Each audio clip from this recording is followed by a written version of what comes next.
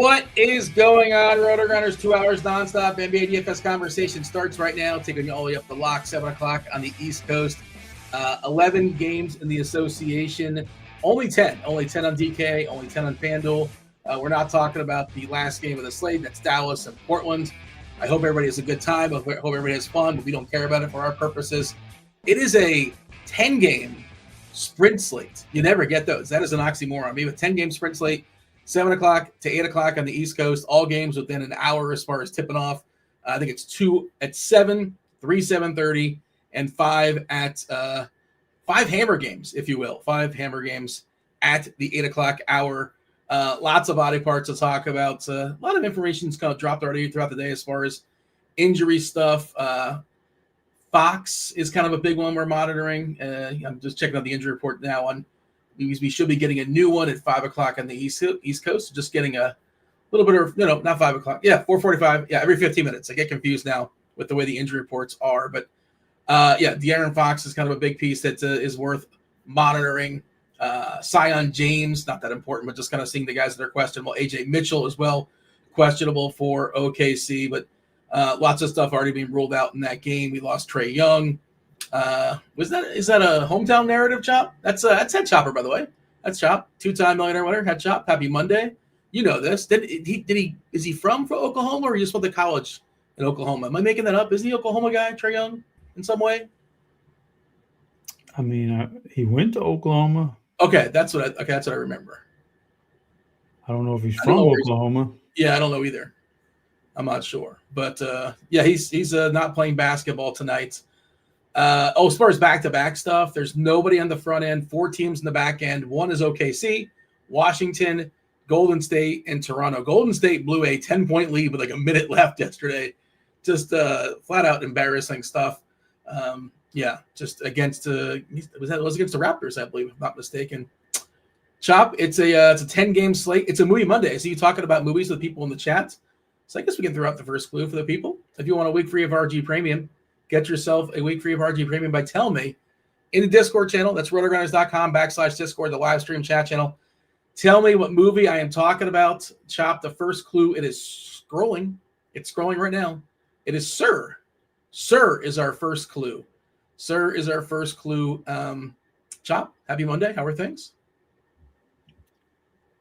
We good, Dean. And it turns out Trae Young is from Oklahoma. He grew up. His formative years where he grew up in Oklahoma. So makes sense, right? I feel like he went to the University of Oklahoma. So, he's going to miss that homecoming game. But hanging out with friends last night, maybe? Is that what was going on? Or they've had enough of him and they're ready to trade him.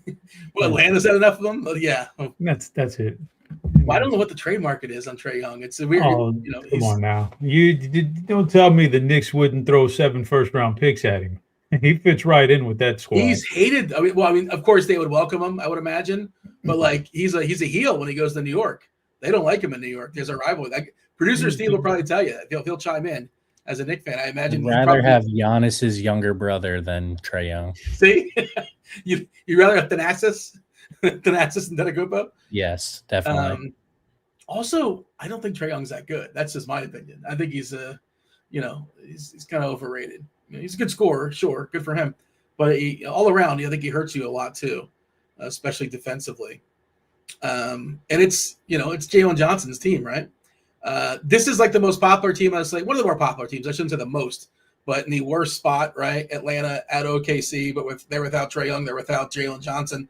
Lots of minutes, lots of usage to go around, but they are 17, 18-point dogs here versus the Thunder. The Thunder are on the back end of a back-to-back, and who doesn't love loading up on a team that's 17-point dogs against the best defense in basketball? Although the best team in basketball last 12 or 13 games, I was kind of messing around with it. You know who it is, Chop? The best team in basketball, defensive rating, last 12 or 13 games? The Brooklyn Nets. You didn't let me guess, man. I thought you threw your hands up. Like I was raising my hand to I'm sorry. I thought you were like, I don't know. Okay. I misread that. You know what happened, Dean, was Oklahoma City found somebody that they can't pick on. So all their The numbers Spurs. all their numbers went down because they had 3 games with the Spurs in like 8 days or something like that, and it really everything nosedived for them. Man, hey, listen, Dean. OKC winning the championship is not a foregone conclusion. San Antonio's got their number, man. Are the Spurs motivated now, a little bit more motivated now to make a trade where like they weren't sure? You know, most teams are probably like, yeah, whatever we do, we're still not going to be good as the Thunder. But the Spurs can tell themselves, like, look, we're already beating this team, and like maybe we move somebody, like one more piece. They certainly have the pieces. They have the chips. I don't know. I think it's one of the more interesting subplots. And you, as a Spurs fan, well, what do you want them to do? Is this team good enough? You're not talking to me. What do you mean? I'm a Rockets fan, bro. Oh, that's right. You're in the area of San Antonio. My apologies. Yes. Okay. Yeah. You're a Houston Rockets fan. But you still you get your finger on the pulse, right? In the area. Fingers on the pulse, but saying I'm a fan is a big difference, Dean. Fair enough. Big difference. Maybe, or actually, Dean, maybe what it does is say, oh, well, look, we got this team right here. We know we can beat them. We don't need to go out and make any kind of trade, any crazy trade. We don't have to go and give up, mortgage our future for anything because we can beat them already. We know that. And I think they probably can take the team they got right now and beat OKC. Now, can they run the gauntlet of every team? I don't know. I think they match up a little bit worse with other teams, but I don't know how they're going to play out. But, Dean, before we even get cranked up, you glossing over the big news, the big headline here. Shout out to my Houston Cougs, finished with a 10-win season and beat LSU on Saturday night in a thrilling game. That is the headline of the day. You're right. Down there in the Texas Bowl in NRG Stadium. So, yeah. And I hope you got it. I didn't watch a second of it, but I did bet Houston because somebody wrote them up for scores and odds. So good job. Shout out to the Cougars. If you would have been watching that one, you'd have been sweating it because it was a good game all the way to the end. Are players transferring at it? As LSU's is not that good, right, at this point. But maybe next year they're going to. They had some guys opted out, but some of the younger guys played and they were pretty good. But it was a good game. I hope you got your game. No, man. If it would have been at the Alamo Bowl right down the street, I would have done it. But it was in Houston. I'm not going to get it. I wasn't going to do a Saturday night in Houston, so didn't get to go. But I hope you got your Denver Broncos cards this week, Dean, already. Your Denver Bronco tickets. Herbert's not going to play, it sounds like. Oh, I haven't looked. Yeah, I guess that makes sense. I haven't dug into all this stuff, but you got to beat the curve. You got to beat the curve. And is there anything? Is it all dead now? Like everything? It's dead now. They're up to 10.5 already. But is there anything else that's like potentially? Oh yeah, for sure, Dean.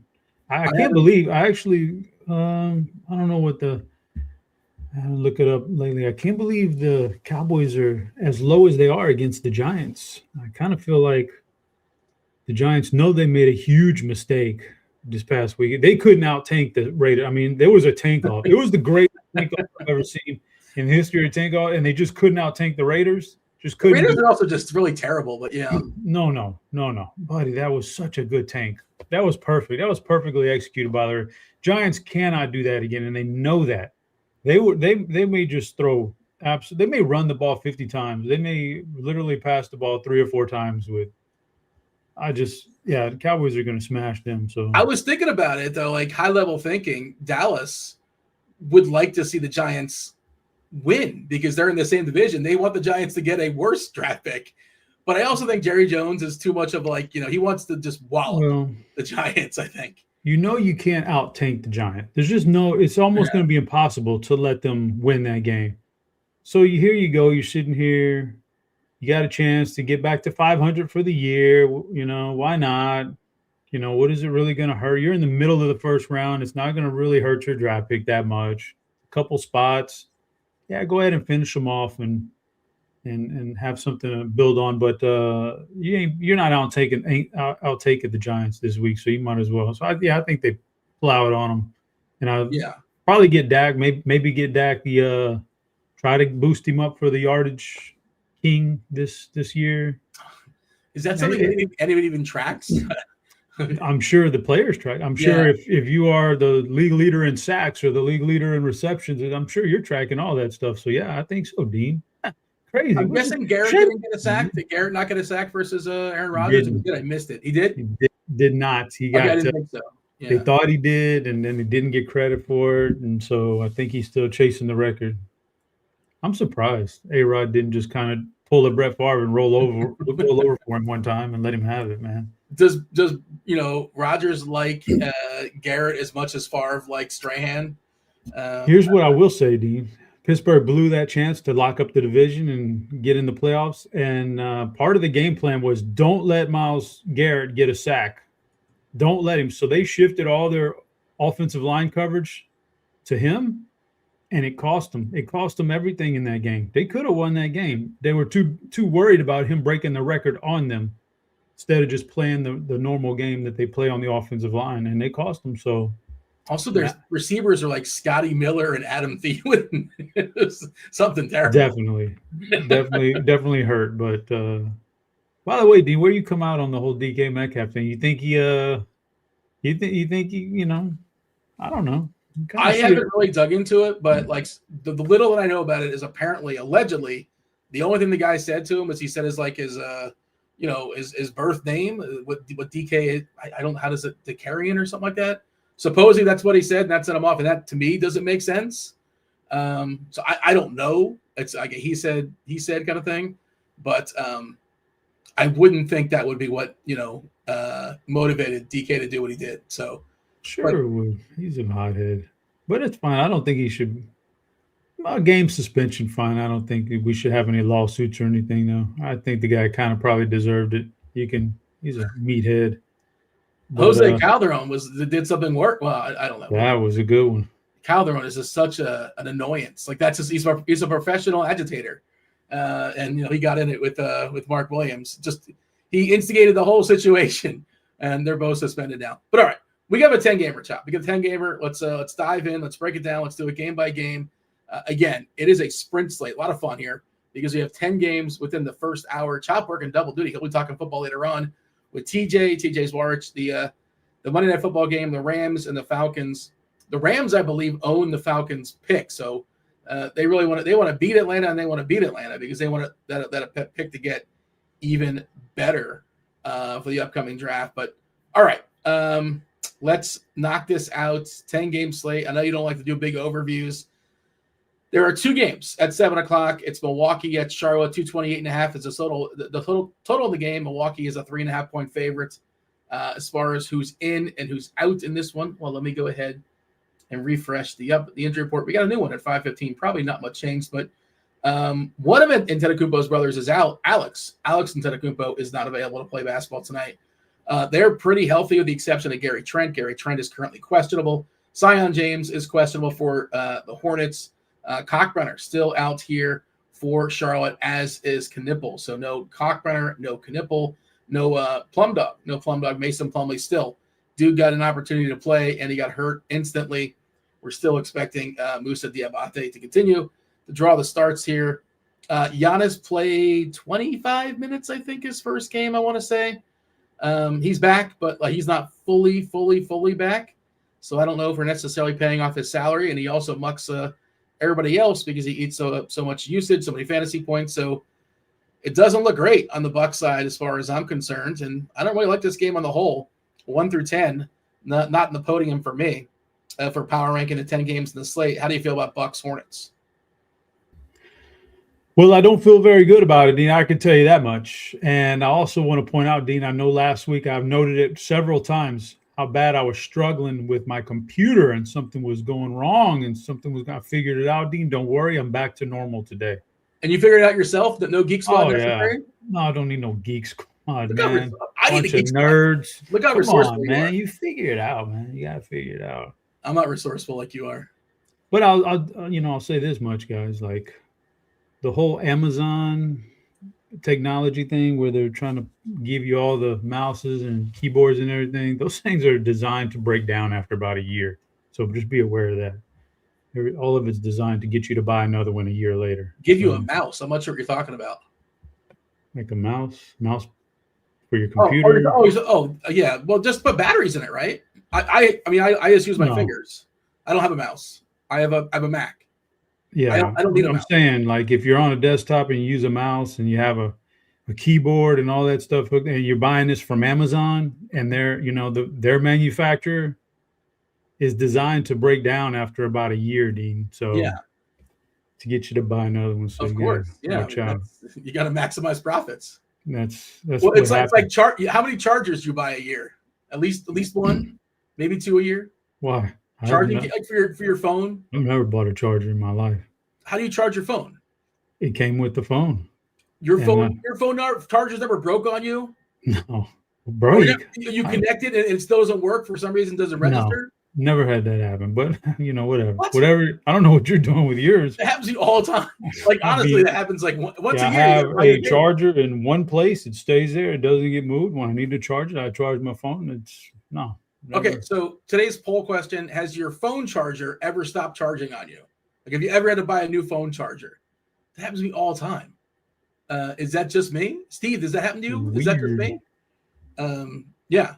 I have like what 2 happened? or 3. I have a backup one just in case I need it. What happened? I just went downstairs to get my phone charger. I heard phone charger. Well, there you go. That's relevant. Has your phone charger ever stopped working? Or like you got to like kind of put it in a certain spot and push it and manipulate it, or it's like it breaks? Have you ever had a broken phone charger? Bend it at a certain angle to hold. Yeah, it's the worst. It happens like usually before 2 years, usually after 1 year, a little after a year. And Chop's saying he's never had that issue. Never had a phone charger.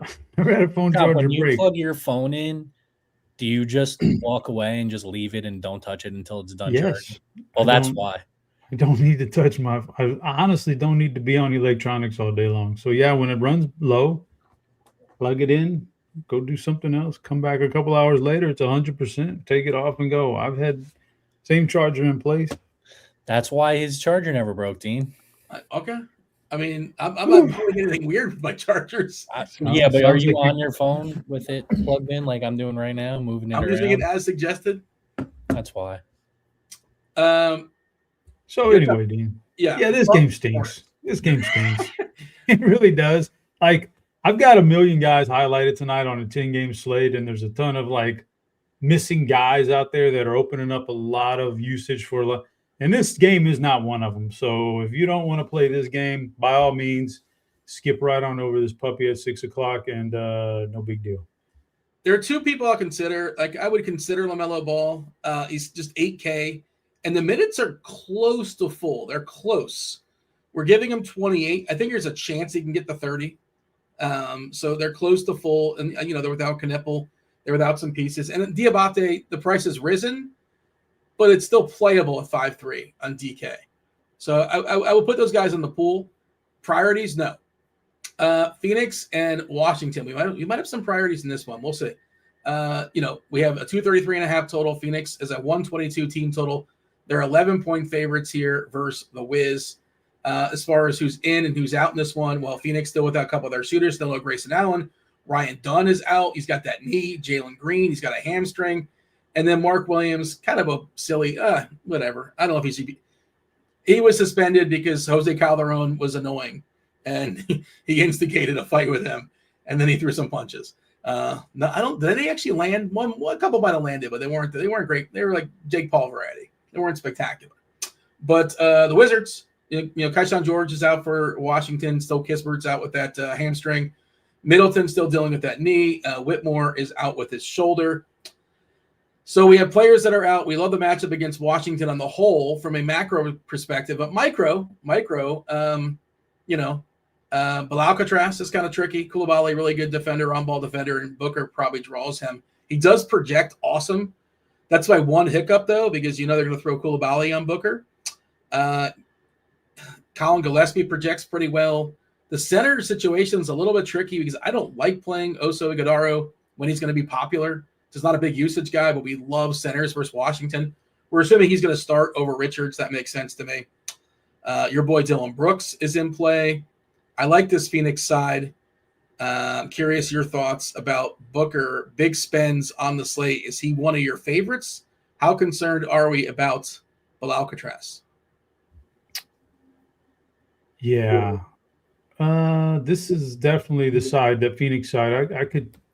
I could make a case for just about anybody of relevance on that team tonight that's getting any kind of a projection, like maybe the top 6 guys, 7 guys, even maybe. I could make a case for them. It's that good with the people that they're missing tonight, and combined with the matchup against Washington, which is one of the best, most fantasy friendly defenses you're going to find in the NBA. So definitely like these guys quite a bit. Booker's a great spin up. One of my favorite spin ups if you want to get there. Absolutely love that one. Colin Gillespie is under 7K on DraftKings, still sitting there. Just an awesome fantasy player right now. So Gillespie's top of the line player right there. You seem to be a little bit more hesitant towards Oso Iguodala. A little bit. Yeah, but I think he's fine. Man. For only 4K, and you don't need a whole lot out of that, and you should get a lot of run tonight. By the way, shout out Oso Iguodala. That's a shout out to Oso from Snowfall. Great show. I've heard it's great. Yeah, great show. One of the leads on F1. I'm not sure who the character, but he was the main character in Snowfall is the main guy outside of Brad Pitt in F1. Fantastic. Yeah. He's a great actor, man. Franklin Saint is his name from Snowfall. Yeah, what a great show. Oso means the bear. I learned that in Snowfall. Oso, because Oso was nickname for the wrestler, one of my favorite characters on Snowfall. I learned it from Evan Gaddis, was known as El Oso Blanco, the white bear, when he played winter ball in South America, or wherever it was. They called him the white bear, El Oso Blanco. But there you go. Continue. Yep. So Oso's good. I think he's projecting really well for only 4K. Then you get to the Dylan Brooks / Royce O'Neal, tier right there for Phoenix. I think those are good plays too. One of them may erupt in this spot. And then you get down to like Jordan Goodwin. I kind of think of him the same way you're probably thinking of Oso. Like I kind of I'm a little bit hesitant on that. If you want to go pure like GPP large field, let's go Nick Richards. We know he has fantasy upside in his game, and he's only 3K. That's just large field stuff right there. But I could just about everybody from Phoenix is fantastic. With if I was going to rank them though, Gillespie, then Booker, for me, then Oso, and then Brooks, O'Neal, or O'Neal, Brooks, and then the rest of them. So I like it on the Washington side. Run it back if you want to run it back with something, fine. I'm not in love with it. I don't think you have to. This is NBA. This isn't football where I need a game stack and it plays off of itself. You can if you want to, but I don't need anybody from Washington. If I was, Sarr would be fine. That's about it. So my hesitation about Oso is the fact that he's currently projecting to be one of the most popular players on the slate, and I understand why he is. And I don't like the idea of somebody being one of the most popular players in the slate when they're a 0.84 fantasy point minute player, which is not necessarily terrible, but it's bad for the position. Generally, centers get a little bit more fantasy points per minute, and the usage is 12%. I do love the matchup against Washington, so I get it, and you're probably almost definitely playing him in your cash lineups. I just don't know what the ceiling is for Oso, a guy that's just not necessarily going to take a bunch of shots, but he's probably not going to disappoint you. Like he's probably going to be fine-ish and at least give you like 22 around that area. With his ceiling of, what's that? Counterpoint, Dean. Counterpoint. I mean, we haven't gone through the whole slate yet, but can you find a guy 4K or less that does have upside tonight? That's in a good there's very few of them, and that you even want to play, and there's not a lot of upside for those kind of guys. They feel very risky. Asadul or Mohamed Gay? Yeah, those aren't.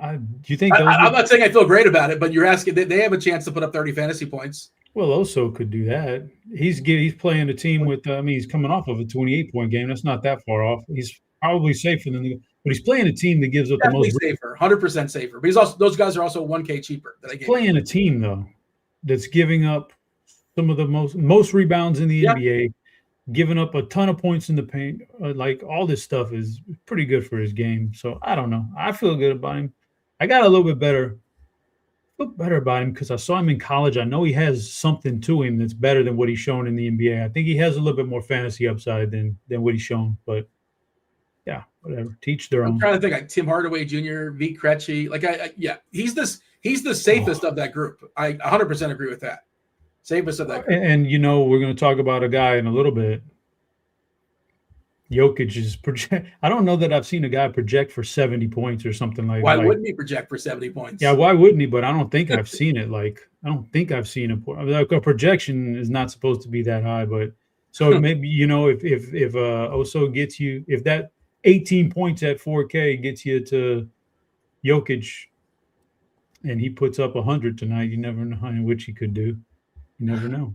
82.8 last game, 106.5 before that. It's just, I know the matchup against Miami, Bam's a little bit tougher as far as defender. Bam's back tonight, but it's ridiculous the numbers he's putting up, and the Denver rotations are so tight these days. Mm-hmm.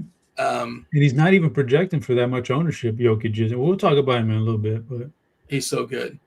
I saw he leapfrogged SGA in the MVP voting. Really? Kind of a back and forth. Well, I mean, it makes sense. OKC lost 3 games recently, or a couple of games to 2 or 3, at least 2 against San Antonio, and Joker just the numbers are just outrageous. He's an offensive force. Denver's got the best offensive efficiency in basketball, and it's because he's doing it without how many regulars right now? No Cam Johnson, no Aaron Gordon. He lost Michael Porter. Brown is not there. Did you see the players he's playing with? Obviously there's Jamal Murray, but besides that, there's not much going on there. It's a lot of Scotch tape stuff. But second clue for Movie Monday. Chop, you've not partook. You said you fixed your laptop. There's no issues as far as breaking in the laptop. Well, Dean, it's one clue, and sometimes your clues are way off. But I do have a path I'm thinking about with that first clue. I just need to confirm it with another clue. Oh no, that didn't do it. Second clue is wow. It's Sir and Wow. And I think our over-under, this one's like 4.5. We might get it in 4. It's just a little bit tougher, the first 3, but all together, I think people might get there. But that is today's Movie Monday second clue. It is Sir, it is Wow. Get in that Discord channel and tell me what movie I'm talking about on a Monday. It's not Schindler's List or Last Tango in Paris or Darkest Hour or Little Miss Sunshine or Ex Machina, which you've never seen. It's spectacular. Animal House, Knight's Tale. I see what you're doing with that. A lot of guesses coming on through here in the Discord channel. Are we done with Phoenix and Washington? I believe we are. Let's talk about the start of the 7 o'clock slate. 7:30. Orlando taking on Toronto. Toronto is a home dog here to Orlando. 220.5 is the total. Toronto is getting 2 points versus the Magic. As far as the Magic, Gogo Batadze is officially questionable. Jalen Suggs, doubtful. We haven't seen him in a while, and they just can't roll him out for whatever reason. I don't know. But he's not going to play, almost definitely. He's got that hip still. And all the Wagners, that's Moritz, that's Mo, that's Franz, they're all not playing basketball tonight. RJ Barrett not playing for Toronto. They're on the back end of a back-to-back. Murray Boyles is officially questionable. Jakob Poeltl out for a while with his back. How do we feel about the Magic and the Raptors? It's nothing on this. So there's nothing in this game that's wowing me. Huh? You get it, Dean? I got you. Clue was wow. Yeah, but I don't.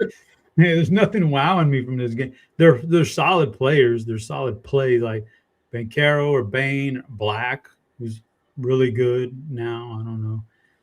Fine plays, but they're priced appropriately, so there's nothing jumping up. Barnes and Ingram and Quickly could all put up a 35+ in Barnes' case. He could drop a 50+ for you. They're all good. There's nothing jumping out as far as the way they project or the matchup or anything on this slate. There's nothing jumping out for me. I think it really feels like probably your build. What are you going to build tonight? And I definitely feel much better about grabbing 2 superstars and then skimming, under 5K or under. Maybe Gillespie at 6-7 and the rest of those 5K or under and building a lineup like that. And then so it takes you off of a game like this completely. So if you feel good about not playing Jokic and you want to get a mid-range build, you pick on some guys from this game, but I'm not doing that. So I don't have a lot of interest in it. Nobody projects in this game to be in double digits. The most popular currently right now in DK is Quickly at 9%. Sandro Mamakailashvili is at 9%. We're assuming he's going to still continue to start in the absence of Poeltl. The price has somewhat caught up with him, though. He's now 6K on DK. Sandro, that is. And as far as FanDuel, what is his FanDuel price? I think it's higher than that. Why can't I not find it? I'm giving it a scroll. And, 6-1. Okay. But center and center only. A little bit trickier on FanDuel because only one center spot. He is power forward eligible, which makes things a little bit easier. But I'm with you, Chop. I'm not terribly enthused in this game. If you're running 150, sure, I hear you. If you want to get some pieces, you want to get some Banchero, you want to get some Bane, some quickly in your life, some Ingram, sure. But I don't necessarily love a lot here. It is the back half of a back-to-back for Toronto. It's kind of a pass for me, as far as anything I'm stressing, anything I'm going to go out of my way to make sure I get. I kind of agree with your assessment as well. We are projecting Tyus Jones to continue to start for Orlando for what that's worth. Not a heck of a lot, in my opinion, but I feel like we can scoot along. Chop, the answer is not Cars or Warcraft or Lord of the Rings or War of the Worlds or Coach Carter or Contact, Night at the Museum, or Mr. and Mrs. Smith, Jurassic Park. But we're going to get there. It'll all make sense soon enough. Let's scoot along, Chop. It's Denver and Miami. You did mention the Joker. The Joker's in Miami tonight. Denver is a favorite. It's high and it's tight, 244.5. Miami's just a 2.5 point dog here. We love this kind of environment. I did mention Denver, the best offensive team in basketball as far as offensive efficiency, best team in basketball, taking on Miami, the fastest pace team on the season. Bam Adebayo, I said before, he is officially back. Tyler Hero still not in. He's got that big toe. Nikola Jovic is available. Pele Larson's available, but they will take a hit, presumably with Bam back. We are starting in our projected lineup, Kelly Ware, double big, Bam and Ware, Wiggins, Powell, Mitchell. I was curious. I did see it the other nights. It wasn't that long. How long Joker and Valanciunas played together on the season? 25 minutes. I was just kind of thinking, but it's also a really big slate, so I just wouldn't want to try to bet on Valanciunas to get much of a minutes bump here, but it's maybe possible. Both teams run out two bigs at some point. Not to start. We're going Murray, THJ, Jones, Watson, and Joker. As far as Denver, I mentioned before, no Brown, no Gordon, no Cam Johnson. 3 regulars are out. That's why THJ is getting a boost. Bruce Brown, another guy that's a dart throw, if you will. You've kind of teased it, Chop. It sounds like you're building your lineups around Nikola Jovic. No. I don't know why I went with the Miami name. The Joker. I don't know how he's going to play. He's expensive, but he's great. But the value's starting to open up to where you might have to play him. You might have to play him, period. I don't know how it's going to play out. I haven't built my one lineup yet. Am I one lineup? Yeah, just one lineup tonight. So I don't know if it's going to be Joker or not, because there's another semi-expensive guy that I like a lot. He's a lot cheaper.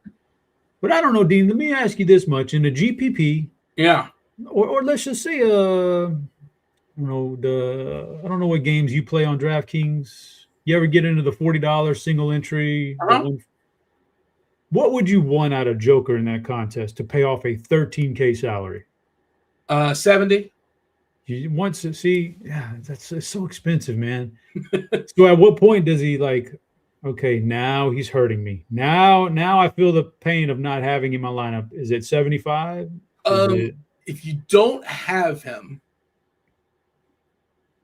yeah. So if I told you he's going to give you 70, no more, no less, you're still debating if you're going to play him, right? If he works with what you have, you'll take him, but you can also beat that. If I told you he's going to give you 60, no more, no less, you're not playing him. There's no chance you play him. No doubt about that. So that's the threshold.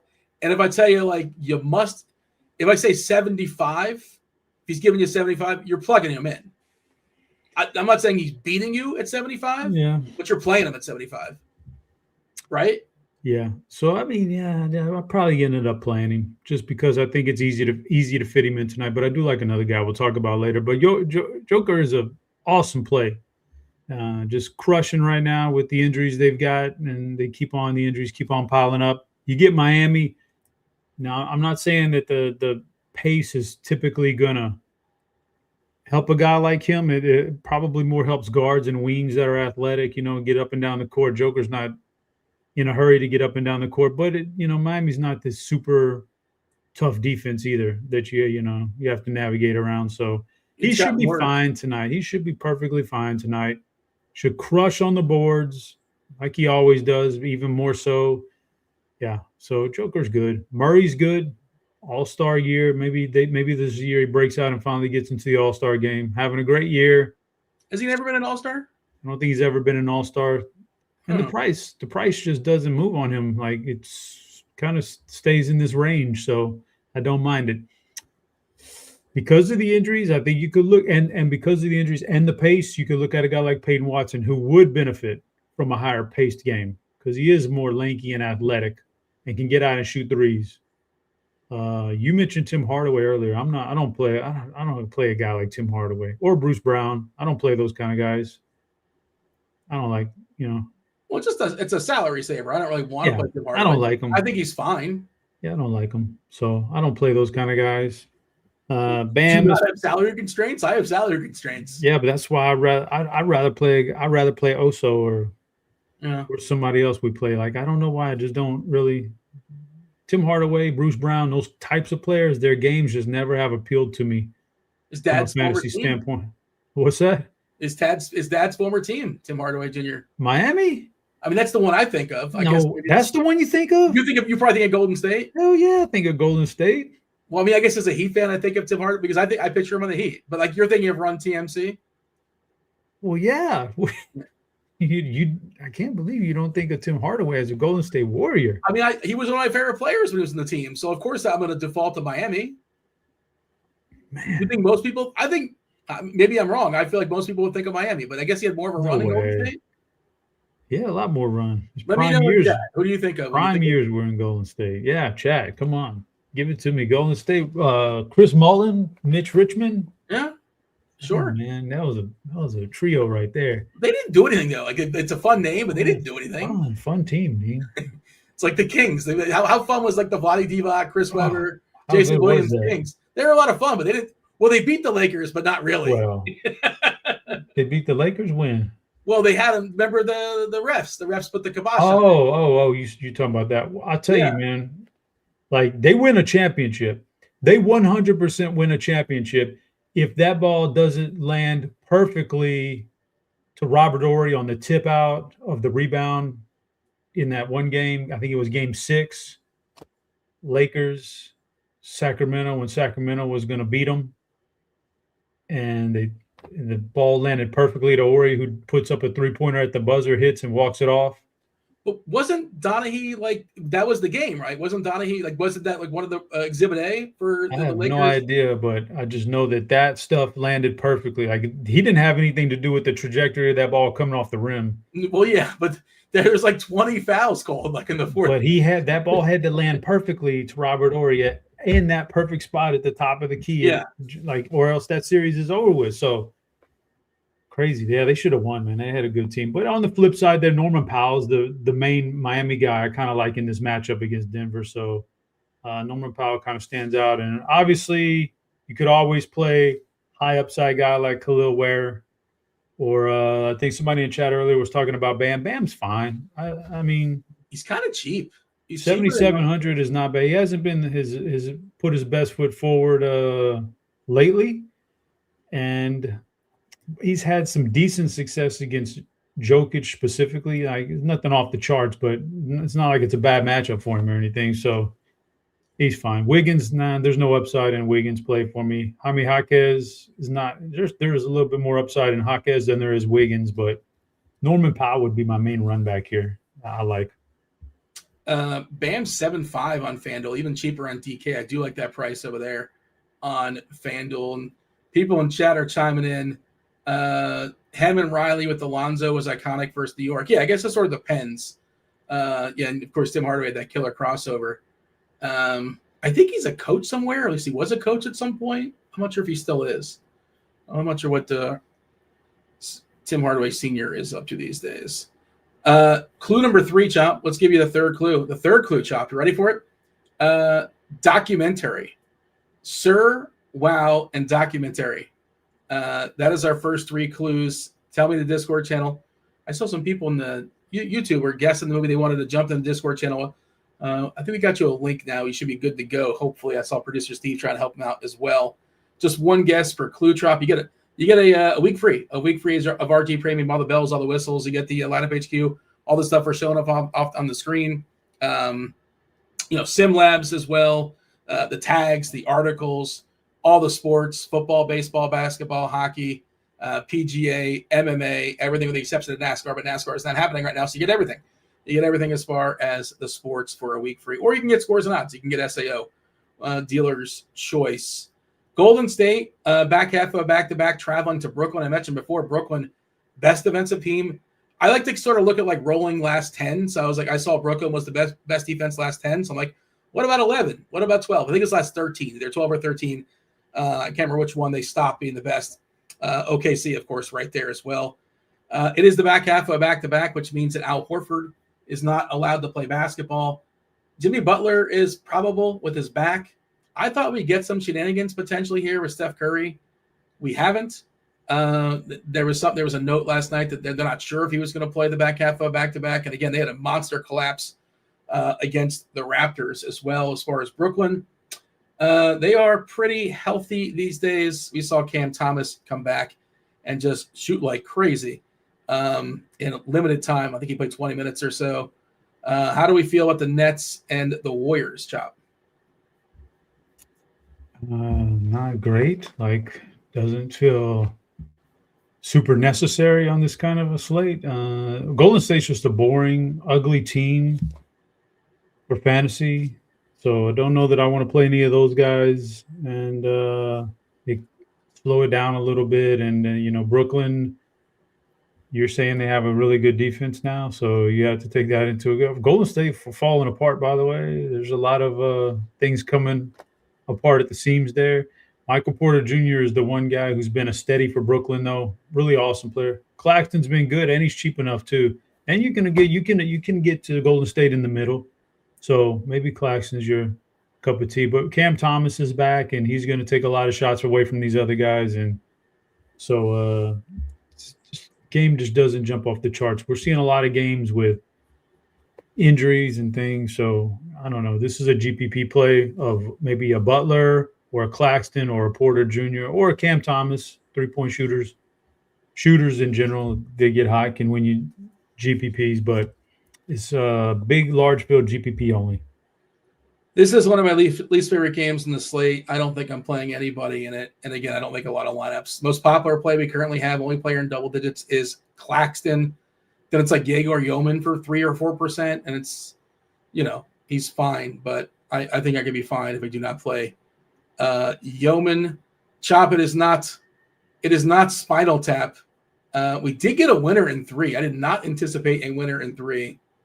Shout out to Gregorius the Wise. Got it in 3. Okay. It was a bit of a curveball too, because calling this a documentary, you'll find out soon enough, everybody else. But yeah, shout out to Gregorius the Wise. Taking it down. I should have went with my other guess, Dean. What was your other guess? Borat? No. What was your other guess? You can say it now. It doesn't matter. District 9. Oh, I've never seen that. You've never seen that one? It's a sci-fi movie, right? Yeah, sci-fi. It's shot in the form of a documentary. Okay. Yeah, I don't think I've seen it before. Oh, man. It's creepy, man. Creepy. Good is relative, but entertaining. It's creepy. Yeah, not bad. All right. Maybe we'll put it on the list and see. I mean, you got a long list. You better get to Apocalypto before you get to District 9. There's a long list. Yeah, it definitely is. I got to watch. TJ's coming on later. I had a movie bet with TJ. Well, Raptors versus the Heat, and because the Raptors beat the Heat, he assigned me a movie. And I don't know. I guess this tells you how TJ feels about me. He assigned me The Pacifier, Chop. I got to watch The Pacifier. So looking forward to that. That should be a lot of fun. Your guy, Vin Diesel. Minnesota taking on Chicago. 243.5 is the total. Chicago's a 7-point dog here versus the T-Wolves as far as who's in and who's out in this one. Let me scroll to the injury report because I think I flew right past it. There are a bunch of teams playing at the same time, so it's tricky finding the right team. Yeah, Minnesota's clean. Terrence Shannon is out. That doesn't matter. Chicago knows Zach Collins. Giddey is officially available, and that's it. So Chicago is pretty healthy as well. You said you liked a couple stars that you want to spend up on. I like picking on Chicago. Just everybody is healthy. I like Edwards too, and I think Randall. All these guys have a chance for ceiling games. Even Nas off the bench. I just don't. They're all fully priced, and the Bulls, they're all fully priced as well. And I have a hard time getting excited about anybody. Kobe White, I guess, is a little bit discounted, but not really because he hasn't quite got there enough this season. Giddey, of course, has triple-double potential. He was on the injury report, but now he's doesn't say what his body part was. I did see him earlier today as appearing at shoot-around. So, yeah, we're expecting him to play, and he's officially available. T-Wolves and Bulls, what do you got? Sorry, just responding to chat a little bit. He's trying to spoil the movie for you.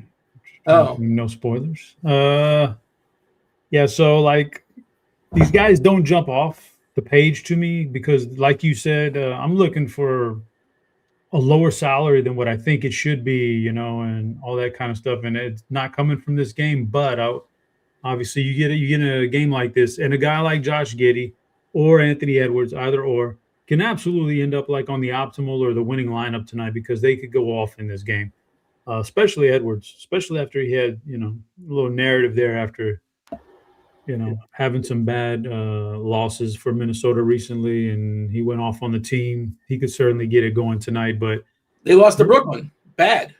Yeah, he wasn't happy about it. So, I mean, a guy like Edwards could crush and end up on the optimal. They don't jump out for me, though, because of the salaries. But, yeah, I'm with you. Edwards is large field GPP, perfectly fine. Or maybe that guy is Giddey tonight. Maybe it's Cody White or Vooch. They're fine.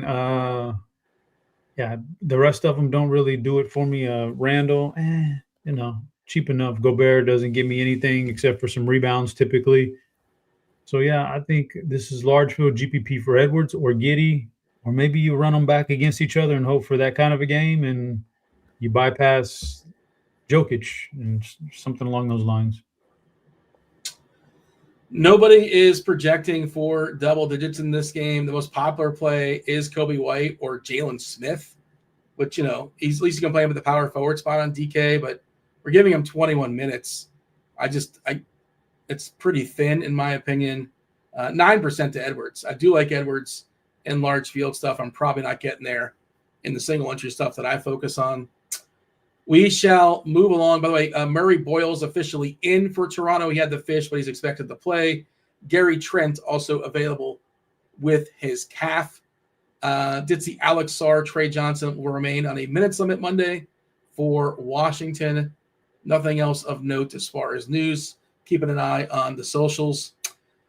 The Hawks, Chop. The Hawks in OKC without two of their best players, certainly the best player in Jalen Johnson. He's ill. He had the fish. He's not playing basketball. Porzingis has been ill for a while. They're saying soon, maybe soon. He'll be back. We'll see, but he's not playing tonight. They're without Trae Young, who's got they gave him a right quad. So we're down to 11 bodies for Atlanta. OKC. AJ Mitchell's officially questionable with his shin. Isaiah Hartenstein is out with he's got a strain, and Jalen Williams, the bad Jalen Williams, he's got a right heel, so he's not available for the Thunder. But I feel like we have to talk about Atlanta. I mean, it's 118 total, but some of the players are really cheap. Namely Mohamed Gay, Avi Krejci, Asa Newell. They have 11 guys, so somebody's got to close this game, even if it's like a 20-point blowout, and it's going to be probably 5 of the bench guys. Not sure who's starting. We're giving Daniels, Okongwu, Rishiche. We picked Gay. I could see that being Krejci. I can see that being Asa Newell.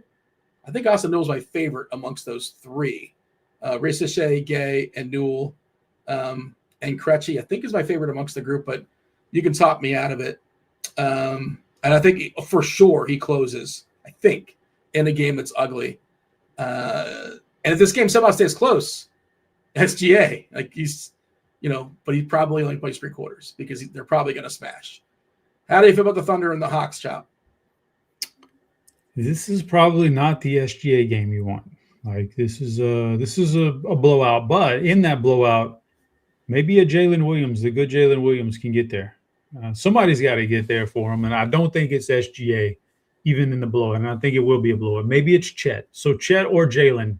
Wouldn't play them both, but I don't mind one of those guys to have one of those big ceiling games against a very depleted Atlanta team on the road. So, yeah, Oklahoma City, even in a blowout, one of those guys that plays off of SGA, like a Chet or Jalen, could come up big. So don't mind that angle. I think you're getting a lot of value on Atlanta, and even though it's a blowout, you got to take advantage of the value, man.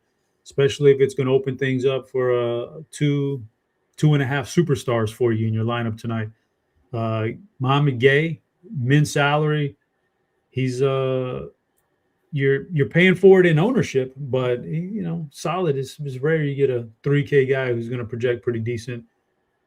Risa Shea's on the trading block, but he's only 3,800, and he's going to get a little bump tonight. So I think that's fine. I'm with you in Asanul. He's a scorer. He can certainly put the ball in the basket, so you can go that route. Dyson Daniels a little bit trickier because he's a little bit more expensive. I like all these other guys are under 4K for Atlanta. That's what makes him so appealing in this matchup. Dyson Daniels not so much, but he's almost like last man standing for that team as far as regular starters, so he's fine. And Vic Krejci is okay, but the appealing part of all those guys that I mentioned other than Daniels is they're all under 4K, so I don't mind playing a couple of them in the same lineup if it gets you there. Try to figure out which ones are going to get the most play in the fourth quarter of a 30-point game, because that's what this is going to be, and that's who's going to bring you home. The way to get to OKC, the best way to get to him is via the three ball. OKC's given up like the 6th or 7th most threes made per game, and that's what Krejci does. Asanul, shooting like 50% on threes this year in a pretty small sample, but he's only gotten so much opportunity. But like you said, he's a shooter, and I think both those guys are pretty interesting. As far as fantasy points per minute on the season, just pulling up the court IQ stuff. Let's see. Newell, 0.96. Gay, 0.85. Ricochet, 0.84. He just doesn't do anything besides score. He's not even going to score necessarily. He's fine just because he should play a lot. Somebody mentioned Kason Wallace for OKC. On the other side, it's the battle of the Wallace brothers, right? Keaton and Kason. They're going to, I assume, see each other at some point here in this game. But, I'm going to wait and see who starts. But we're giving it to Gay. And somebody asked if you could play Gay and Newell together. I think they're cheap enough that you can. And they're going to play together some, I assume. So I'm okay playing them together. I don't know if I want to play 3 Atlanta pieces, but I'm certainly okay playing 2. How about yourself? Absolutely. It's all about the pricing. You get guys cheap enough, and if guys are cheap enough and they're going to get enough minutes on the court, you could play 4 guys in the same lineup. I wouldn't do it tonight on a 10-game slate, but these guys are all cheap enough. 2 is perfectly fine. 3 is fine also. Chop the 4th and 5th clue for Movie Monday. We already have a winner. Shed is the 4th clue. It's been scrolling. Sir Wow documentary Shed. And the 5th clue is Amazon. Amazon was the 5th clue. But again, we'll explain that soon enough. We got Cleveland. Cleveland taking on the Spurs. 243.5 is the total. The Spurs are currently 3.5-point favorites. One of the question marks on this slate is Fox, De'Aaron Fox. De'Aaron Fox is currently questionable for San Antonio, which is of note, right? Otherwise, they're clean. There's nothing else going on with the Spurs. We did see Victor Wembanyama did jump in the starting lineup last game as well. Cleveland, one of the most disappointing teams in the season for sure, as far as their injury report. Nance still out, Strus still out, and otherwise they are clean. How do we feel about the Cavs and the Spurs? Yeah, man, tell you, Wemby might, I don't know what Wemby's going to do tonight. He jumped in the starting lineup, played a couple of extra minutes, but they also got hammered by Utah in a bad loss. That was weird. So maybe there's this big bounce back game for San Antonio tonight, which is what I would put my money on, because they they know they blew that one pretty bad. But so I don't know. Wemby creeping back in the starting lineup is interesting on any other slate except for a 10-gamer with a guy like Jokic, that you can turn to. So yeah, I'm just not sure I want to do San Antonio because of all that. I guess if we lose Fox, then yeah, absolutely we can start chasing some of that under 6K value for the Spurs, but we'll cross that bridge when we get to it. Otherwise, Cleveland, not really intrigued by that team at all. I don't, this is a good San Antonio defensive team, and I don't think that I want any of those interior guys or guys who need to score in the mid-range or in the paint to get their points. I don't want those guys against San Antonio. I prefer a guy get hot from the three-point line, and I don't want to go that route on this game. So on this slate, so that this game doesn't necessarily appeal to me too much. San Antonio, we're still adjusting to Wemby being back and Wemby taking usage away. And he's kind of at the point where it's still not a certainty to play Wemby, but he's playing enough where he's hurting everybody else, and everybody else, their prices have not yet adjusted to when it was life without Wemby. So even with Fox out, there's not like a lock button play. But I do think Dylan Harper is the most interesting piece. If we lose Fox, or if then is telling us if we lose Fox, Harper would play 28 minutes, about 30 points projection on both DK and on FanDuel. Steven Castle also would project pretty well, 34 minutes, 39 DK, 37 on FanDuel median. That's what we have in our if then.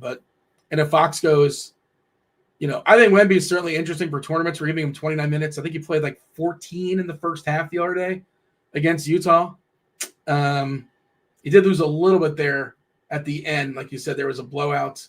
He did not play the last minute in 13 seconds, which they kept him out there kind of long considering it was a 13, 14-point game.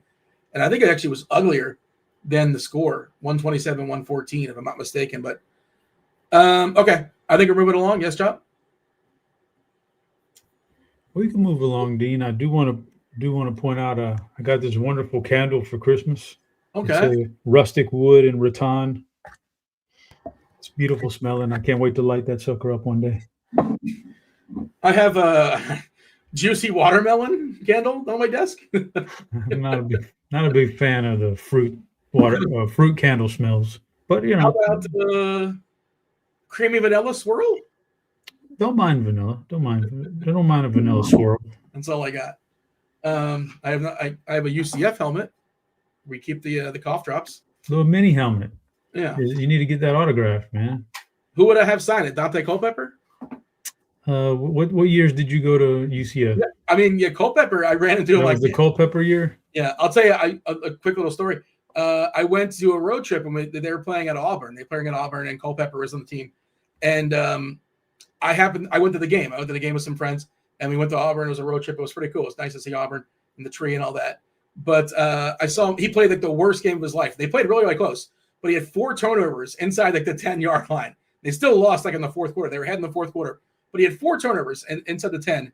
And I just ran into my campus, and I had my ticket on me for whatever reason. I had it in my backpack, and I asked him to sign it. And it was like, small talk for 20 seconds as we're looking for a pen. And I just, great game in Auburn. And like, I told him he played a great game. And it was, what am I going to say? The guy played terrible? He played terrible. It was, I cannot believe it was the worst game he ever played. But nice guy. There you go. There's my Dante Culpepper story. He didn't get mad at you? No, he was. I mean, he might have thought like, "Well, did you watch the game? Were you were there?" And you said him like he would probably tell you that he played terrible. But yeah, Auburn was down in the fourth quarter. But yeah, you can't win the national championship every season, Chop. Pacers and the Rockets. Your Rockets 221.5 is a total against the Pacers. There is no Şengün. Despite that, the Rockets are 15-point favorites here versus the Pacers. As far as the Pacers, Huff is available. He's good to go. No Isaiah Jackson. Timothy John McConnell is available. Good to go. For the Rockets, it's just Şengün. Nothing else of note. We didn't really get a chance to see Tari Eason do his thing last game because of a blowout. His price is not fully adjusted either. Steven Adams is also kind of sort of somewhat interesting, I suppose. The absence of Şengün. I like Tari Eason as a mid-tier cheapie. You were asking before about 4K guys that have ceiling. I know they're not going to push his minutes too hard, but he's one of my favorite plays in this 4K area. We're giving him 27 minutes. If he plays 27 minutes, I feel really good at that price against the Pacers. How about yourself? How do you feel about Tari Eason as one of the slate's better cheapies?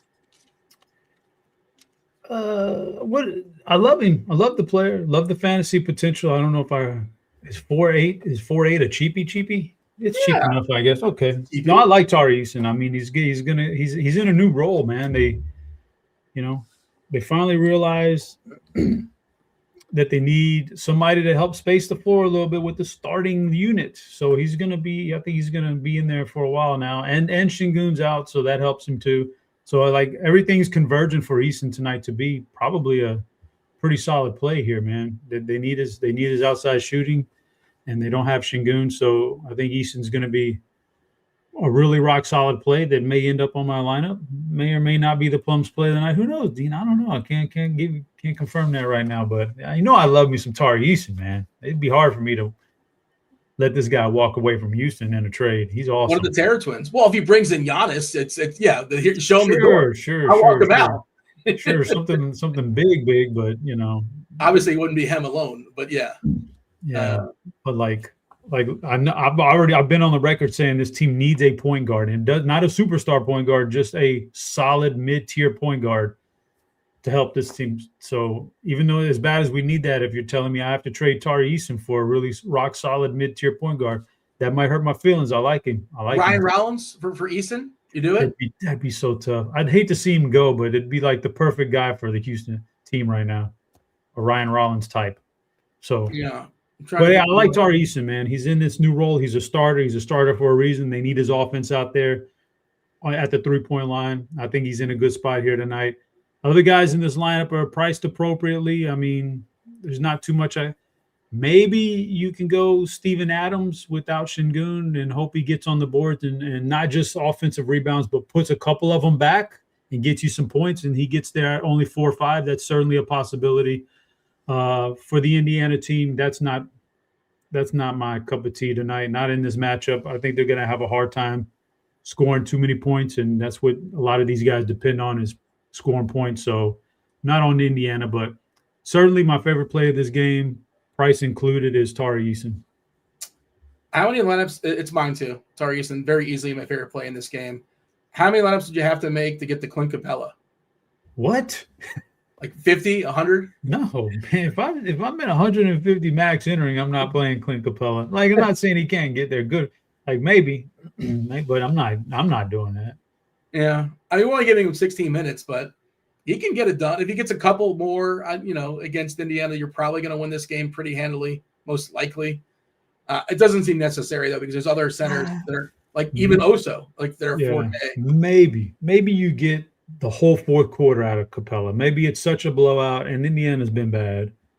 Maybe you get the whole fourth quarter out of Capella, because they certainly wouldn't play Steven Adams in garbage time. What about Jeff Green? Do they dust off Jeff Green? Oh gosh, they do, but you're not playing Jeff Green? No. I'm thinking about Capella not playing like full blowout. Like who else would play in his absence? Yeah, definitely Jeff Green would be one of the last guys off the bench for sure. Wouldn't play these guys. I'm just trying to think who would be on the court. I mean, I think Capella would be.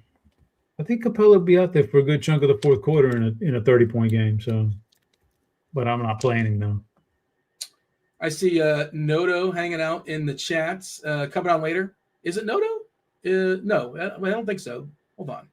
I think later on it's going to be. Well, you know what? I have to check. It's TJ, I believe. Let me just go ahead and check my email.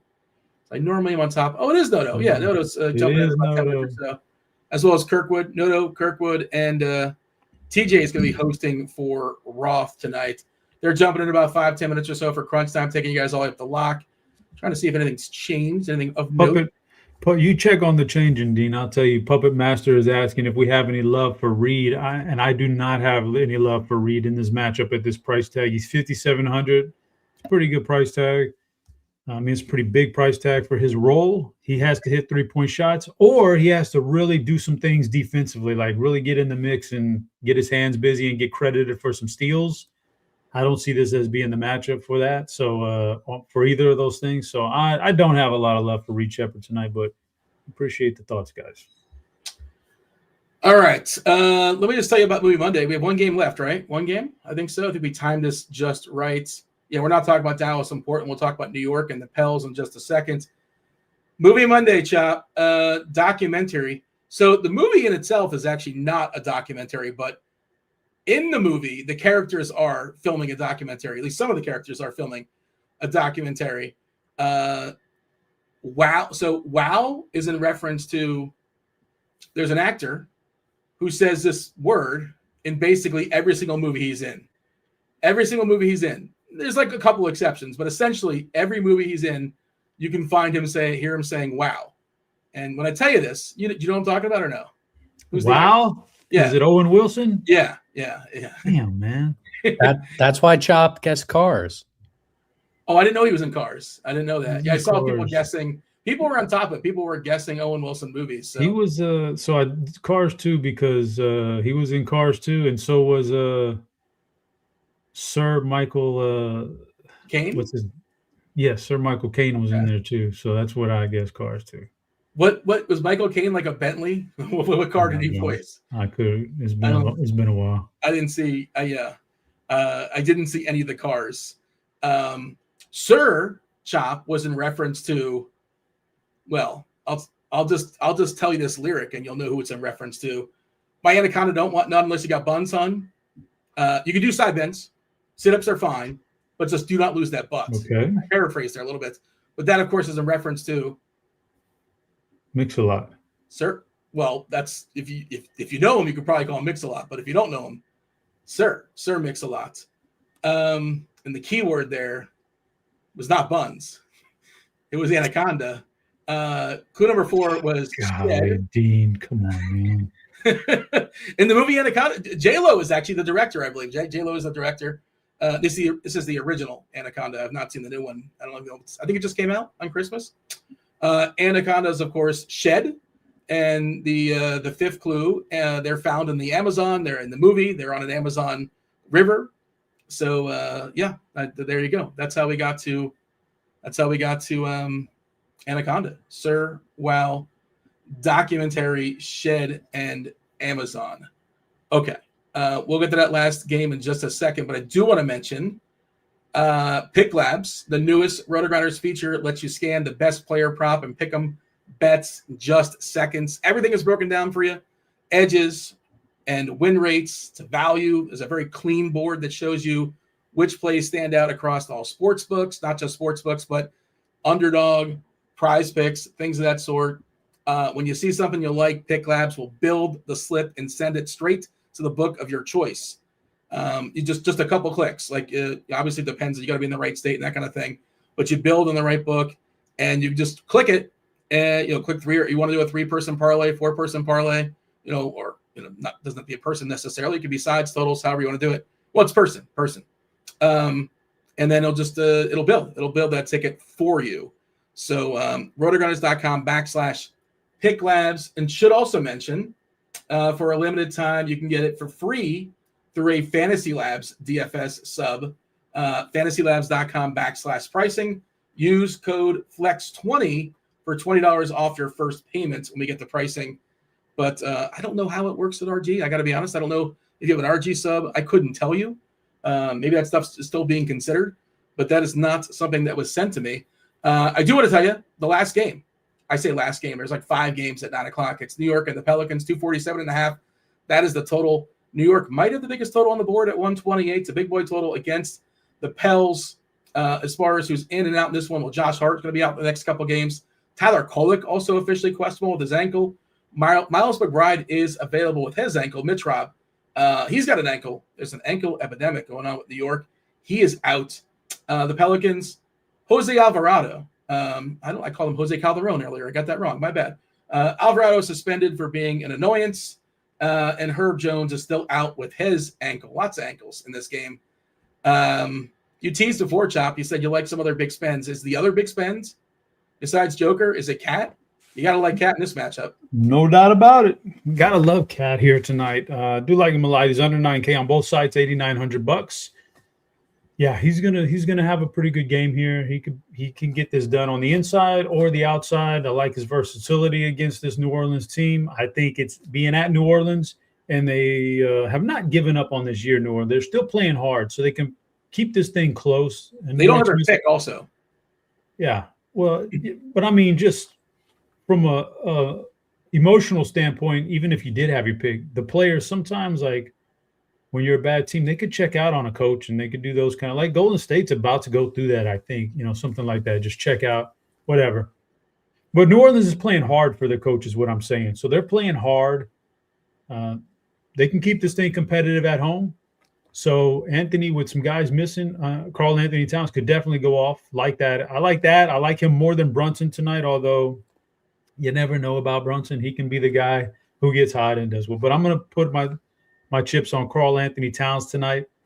The rest of the, rounding out the starting five for New York is fine. The Brunson, Bridges, OGs, they're fine. But Karl Anthony's the guy. On the flip side, I think you could play a couple New Orleans guys here. Zion, I don't know if I'd play him, but 7K, the production is starting. The minutes still haven't crept up over 30. Still not getting 30 minutes. Yeah. But production's starting to pick up a little bit, so that's fine. I actually do like Trey Murphy, who could, flirt with 38, 37 minutes in a game like this, and he's productive too at home. Yeah, I like that one. So, and then the other one with the missing pieces tonight, Jeremiah Fears.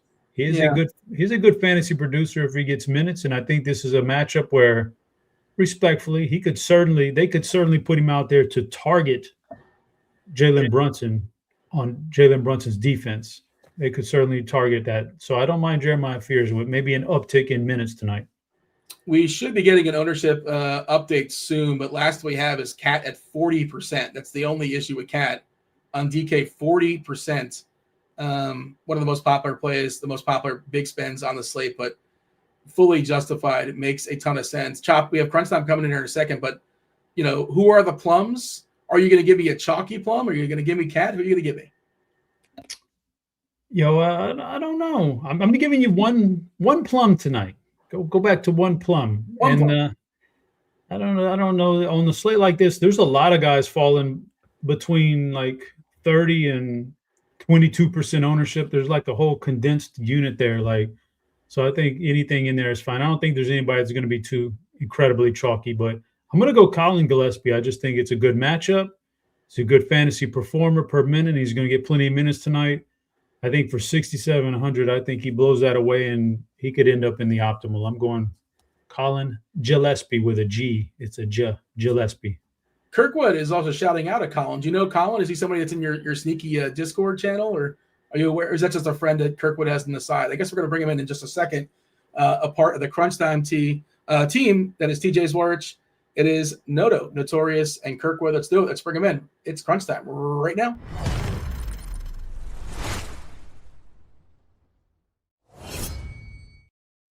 I feel like I shouldn't be doing this, Kirkwood, but you did shout out your buddy, I guess your buddy, Colin?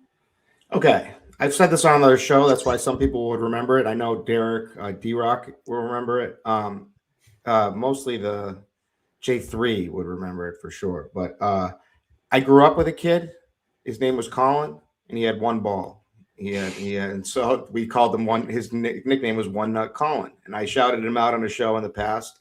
Yeah. And that's hilarious that one plum tonight is Colin. So the universe is trying to tell us something, I think. Definitely. You still keep in touch?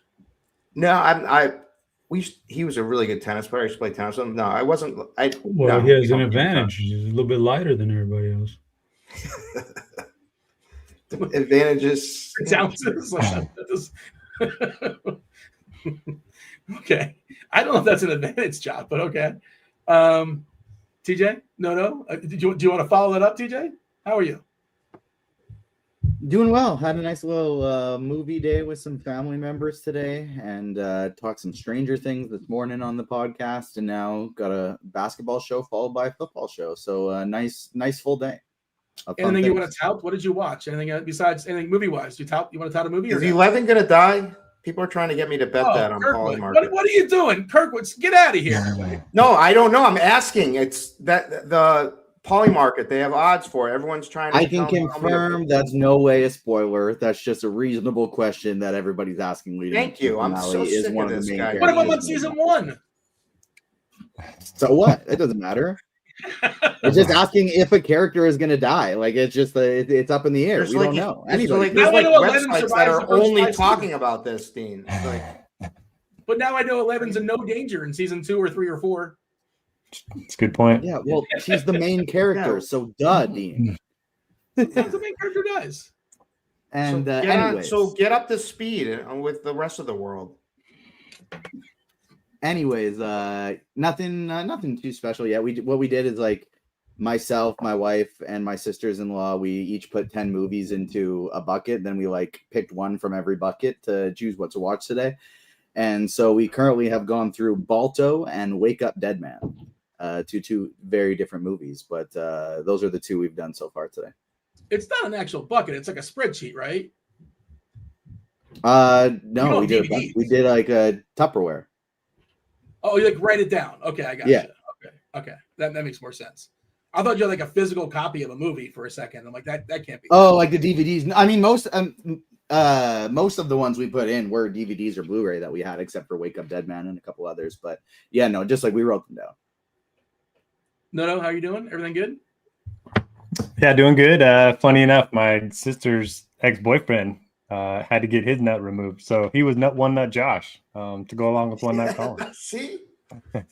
Can he? Is there nothing? Is that his personality? Like, there's got to be something else about it. That's all I know about him. Okay. Like, that trumps all, pretty much. You know, there's not much. Yeah. I have a quick question. Is that a new handle, Chop? Okay. RG Steve Chop? as well. RG Chop. I don't Were you know. always that, or didn't they used to say David Kaplan? I have no. Maybe I'm logged in under. Yeah, you got burners, Between- I think, going down. No, here. not burners, but we have an official email at RG. It's Better Collective, so maybe I might be logged in under that as opposed to just the Gmail. Who knows, man? Who knows how it's going to play out? But yeah, don't forget, guys, we got Monday Night Football, so I got to come back here and do the showdown show, so y'all can tune in for that and maybe get a second plum. Maybe get a second plum. Yeah, we gotta complete this. With me now, it's you and me now. Oh, we don't have a third man in the booth? Nope, just you and I. Man, look at that, dude. These people, man, I swear. Some Did people Bobby just bail? Who bailed? Matic. Typical Matic. These guys can't get, they're like, They're tanking. I can't do a 30-minute show. It's too tough. Come on, guys. Grow up. You can grow up, man. They're lucky they live in this era. Not me and Kirkwood's era where you had to get out of the house and go work. They get Pick to work tobacco. behind the Go pick tobacco. and Noto was probably in this thing. Noto probably got out of his house to work when he was younger. This is a luxury, man. Chop yelling at clouds. Myself and Chop, we do appreciate y'all watching the first portion of the show. Hit that like button, do subscribe, turn on notifications. You got 38 minutes of crunch time, 10 games, sprint slate, good times. It is TJ Zwarych. TJ, it is all yours. Not only did we have some subs in the NFL show later, we got subs in the NBA show today because I'm not Kevin Roth. Kevin Roth had to go to a fish fry. And so I am stepping in for our guy Roth today, joined by 2 of the sharpest minds in the biz. First up, we got Kirkdiese, Chris Kirkwood. How you doing, man? What an excuse. I have to go to a fish fry. Come on. Anyway, I'm all right. Joining us also, we got my guy Noto. We got 2/3 of the Tournament Takes podcast right here. What a good night. How you doing, Noto? Yeah, doing good. It was kind of fun. We single-handedly moved the Caleb Johnson markets the other day. Which was for free, too, because of the we got our money back. So it was great. Would have been great if would have came through and Steelers had nothing to play for. But, yeah, doing good over here. How are you guys doing?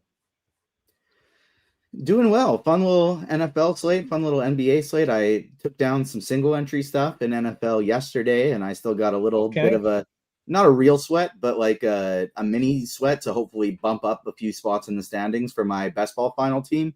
I don't have Derrick Henry, I didn't have Drake May. So there's lots of things where it's like, I'm not winning the $1 million, the $2 million, but I did have Breece Hall. I did have Chris Olave. So a couple good spots. And basically all the rest of my team is playing tonight. I got Kirk Cousins, I got Matt Stafford, I got Puka Nacua, I got Drake London. So looking forward to tonight's football game. But right now, we, of course, are here to talk some basketball. We'll go through position by position on DraftKings. We'll do FanDuel. I'll take some questions from the RotoGrinders live stream Discord chat. Then I will be going to the YouTube chat after that. Noto, why don't you give us a little bit of a overview of what we're looking at tonight? Yeah, big slate, a lot of good games. Not waiting on a ton of injury news. It looks like just some smaller guys are questionable right now, other than De'Aaron Fox. But yeah, it's nice to get all the injury news out of the way early. I'm not really looking to stack other than Phoenix. They're missing 4 of their key guys, and their team total is still like 8 points higher than their season average just because they're facing the Wizards. So really like the Suns. Other than that, kind of mixing and matching guys in my lineups. All right, let's start diving into things. We'll go position by position. Kirkwood, I'll throw it to you first. Before we do, want to let you know Picklabs is the newest Fantasy Labs feature that lets you scan the best player prop and pick 'em bets in seconds. Everything's broken down for you, from edges and win rates to value. It's a clean board showing which plays actually stand out across sportsbooks and sites like Underdog and Prize Picks. And when you see something you like, Picklabs builds the slip and sends it straight to the book of your choice. For a limited time, you can get free access through a Fantasy Labs DFS subscription. Visit fantasylabs.com/pricing and use code FLEX20 for $20 off your first payment. You'll be wondering how this wasn't a thing already. And I mean, I know Dean was just asking if that works for RotoGrinders subscribers. I feel like that's what last week was. I feel like last week's all the RotoGrinders subscribers got it free. So this week, I assume it's going over there, getting the deal if you want to access it. Kirkdiese, I'll throw it to you first. DraftKings point guard. Who do you like today? All right. So big picture overview of the slate. It's like comes down to this position for me. It's like I want either Jamal Murray or Jokic in my lineup tonight. And Jamal Murray's probably a stronger play because of the price, but obviously like the ceiling, Joker has the highest ceiling on the slate by a massive amount. Had that 100 burger, has an 80-50 ball, 85 ball already against Miami. The Heat just play so fast. So one of these guys is going to crush. They may both do pretty well, but like one of them is going to crush. So I want like one or the other. So Jamal Murray is my favorite play. Speaking of Phoenix, like Noto was saying, Devin Booker. There's like you could make a case that Bilal Coulibaly might shut him down. I don't think so. It's Washington. Everybody smashes against Washington. Devin Booker, as long as these Jalen Green is out. He hasn't been the greatest as of late, but he has a massive ceiling in this spot against Washington if they can hang in this one. Speaking of ceilings, if you have any confidence in Atlanta keeping OKC close, which I don't, then SGA obviously is in the mix. I think he's in the mix anyway because he can get there on his 3 quarters anyway against Atlanta, who plays so fast and has such high defense and is missing Jalen Johnson tonight now and Trae Young. So like Colin Gillespie for sure, like him, it's Chops Plum's play of the day. So you got to like that. Plus, if you want to like pretty sexy game log, like just look at his last 5 games. Looks really solid for the price. Great matchup. So you got to like that. I think if you want to get out there a little bit, like eventually, so one of these days, LaMelo Ball is going to get more minutes. I don't know when it's going to happen, but he can get there at that price anyway. But like his price is going to keep coming down like this, and the minutes are going to go up at some point. And so he's gonna win tournaments one of these nights. So I like him tonight. I think he's fine. I'm not saying he's definitely going to win it tonight, but I think you should consider him. I think CJ McCollum is a good run back for Washington, and I'll give the rest to Noto. I'm just realizing right now, after you made a quick little error, Kirkdiese, and then you correct yourself really quick. I think I've been calling Connor Gillespie this whole time. I think I've been calling him by the wrong name this entire time, but that's a baseball player. Well, One Nut Colin, you'll never forget now. One Nut Colin, there we go. And I think I've been calling him Connor Gillespie this whole time, and that's fresh off of me mixing up Duncan Robinson, DeMarcus Robinson. I always mix up Josh Downs, Jeter Downs. I got lots of those. Baseball and football players and basketball all just melding together for me right now. Noto, how about you? Who do you like point guard? A lot of the same names. Love Booker and Gillespie for the Suns. Like I mentioned, just against Washington, they're without Green, Allen, Williams, and Ryan Dunn tonight. So love them in this spot. Massive team total. like the Jamal Murray call. The dude just never gets the ownership he deserves. He's been balling all season. Kirk made a good point about the pace-up matchup against the Heat, so I like that one. Love the LaMelo Ball call. He's seen a 5% usage boost with Knipple off the floor. And, yeah, if those minutes get into the 30s, then he's going to absolutely crush. He played 28 the last game. We've seen him play, 36 minutes earlier this month. So it's possible that we get a, high-minute game from him. And then Amen Thompson with no Şengün. We have him at 5% ownership right now. He's 7,800, which is a good price point. He can fill up the stat sheet. Indiana's a pretty good matchup. They're playing at home too. So he's kind of my favorite large field tournament play. But I really like Booker and Gillespie. And don't mind some Brunson. Looks like Karl-Anthony Towns is going to be super popular. So if you want to get away from that chalk but still want some exposure to New York, I think Brunson's the way to go. All right, take me to shooting guard. Yeah, a lot of the same names. You can play both of the Suns guys here, Booker and Gillespie. That's probably what I'm going to end up doing. Outside of that, you have Kevin Durant at 8,800. Again, no Şengün. Durant's been playing really well recently. I like that matchup at home against Indy. Looks like Durant's had 45+ in 6 of his last 7, and that's with Şengün. So got to think he has one of the higher floor ceiling combos on the board. Pretty low ownership for him at the moment too. Anthony Edwards, always viable in tournaments. Good matchup against Chicago. He's been really good recently, 55+ in 4 of his last 6. So a couple guys that I really like in tournaments. Outside of that, I'm probably not going to mess with the expensive Hawks guys like Alexander Walker and Dyson Daniels. I think OKC just stops them. So if I'm playing anybody from Atlanta, it's going to be the cheaper guys that are probably going to get run regardless of the score. Ricochet. Yeah. I was going to say, who do you guys like better straight up, Ricochet or Krejci? I would go with Ricochet, but I think they're both similar. Yeah. I was thinking Ricochet originally too. Ricochet projects better. But then I was kind of thinking about, will he close in a blowout? And it's very likely to be a blowout. Maybe I want Krejci because he's actually going to pick up more minutes and some garbage time. But I'm not even sure he'll close. In fair. blowout. He might not either. But Kirkdiese, how about you? Who do you like the shooting guard spot? You could go to Keaton Wallace if you want to get a little. True. Crazy. I was in a cash game. That's why I was sitting like, I don't know which one I want to go with, Krejci or what's his name, Ricochet. But I do have a lot of Keaton Wallace in tournaments tonight.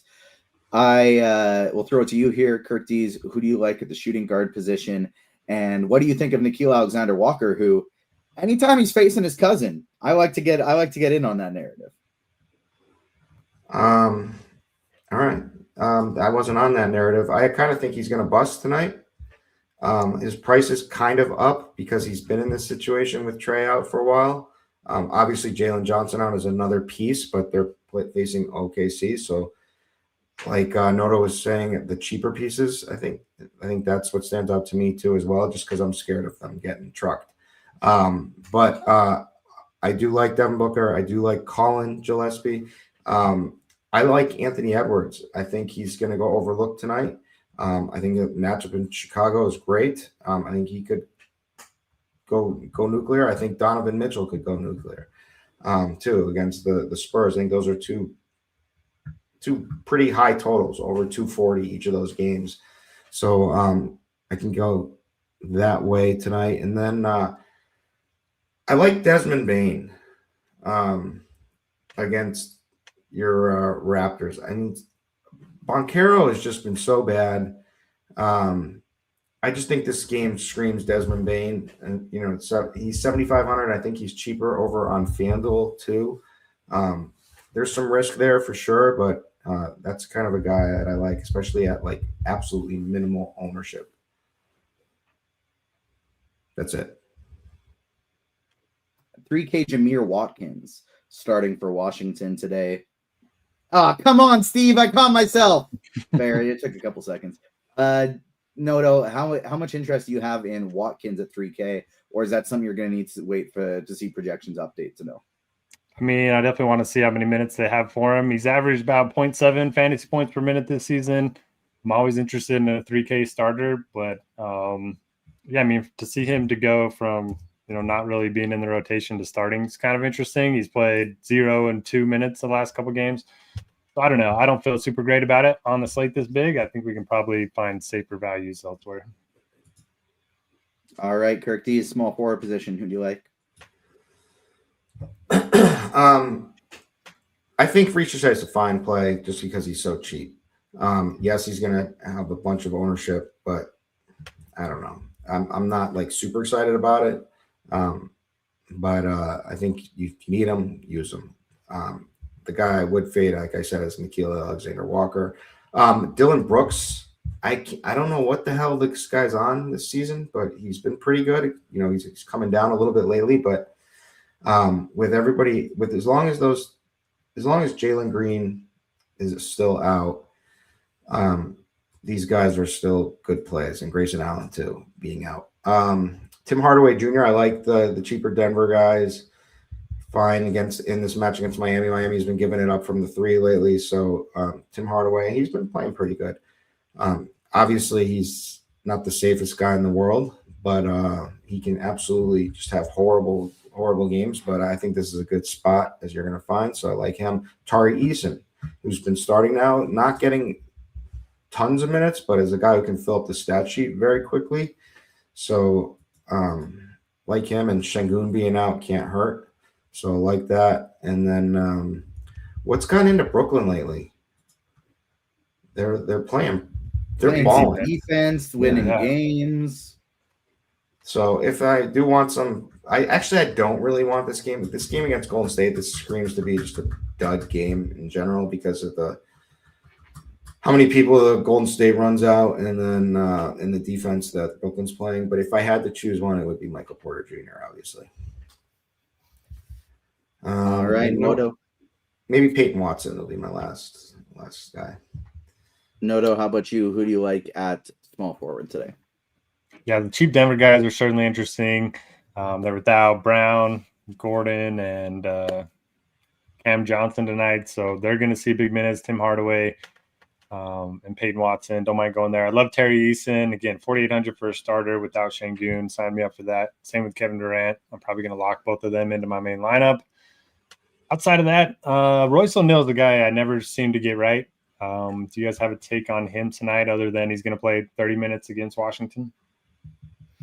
I actually have a full fade on Royce O'Neal. That's somebody when he's chalky that I just never play. He needs to get hot from three to hit a ceiling. If that happens, I'm fine with losing, but not a guy like playing at chalk when he's chalk. Yeah, I kind of feel the same way. What about you, Kirk? Yeah, I feel the same way, except like if there was a matchup that's like kind of made for him, you know, with the way that Washington is so sloppy with the ball, like Royce does well when he gets threes, gets out in transition, and then hits the threes, like TJ said. So at 5K, I mean, I don't think you're going to end up needing him tonight. So I think I'm fine passing, but like I'm also fine using them. But if I lean under instead of overweight. DK Cash, what side do you guys like better? Nickeil Alexander-Walker and Colin Gillespie, or Jordan Goodwin and Kevin Durant? Who was the first one again? Gillespie and Alexander-Walker. It's a 0.2 difference in projection. And then Durant's with who? Jordan Goodwin. I kind of like Goodwin tonight. I love Durant, so I'm going to go that side. All right, Goodwin Durant. It is. That's the one that projects slightly better. Power forward. Noto, who do you like? Yeah, interested to hear your takes on Zion Williamson tonight. I mean, 7K, awfully cheap. Played 29 minutes his last time out. There's a lot of Knicks guys that we like, so he's interesting. I'm probably just going to lock in Gay tonight. We haven't projected for 25 minutes, and I think he's going to see those minutes even if this game turns into a blowout. There's no reason for him not to. So he's probably my favorite guy from Atlanta. Don't mind Ricochet and Krejci, but Gay at 3K is certainly interesting. Terry Eason's here.